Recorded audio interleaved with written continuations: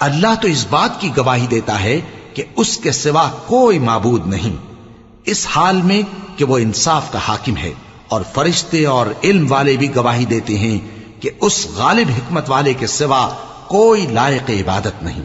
دین تو اللہ کے نزدیک اسلام ہی ہے، اور اہل کتاب نے جو اس دین سے اختلاف کیا تو علم حاصل ہونے کے بعد آپس کی ضد سے کیا، اور جو شخص اللہ کی آیتوں کو نہ مانے تو اللہ جلد حساب لینے والا ہے۔ اے پیغمبر، پس اگر یہ لوگ تم سے جھگڑنے لگیں تو کہنا کہ میں اور میرے پیرو تو اللہ کے فرمانبردار ہو چکے،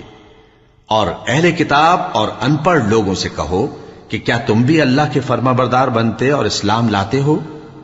پس اگر یہ لوگ اسلام لے آئیں تو بے شک ہدایت پالیں، اور اگر تمہارا کہا نہ مانے تو تمہارا کام صرف اللہ کا پیغام پہنچا دینا ہے، اور اللہ اپنے بندوں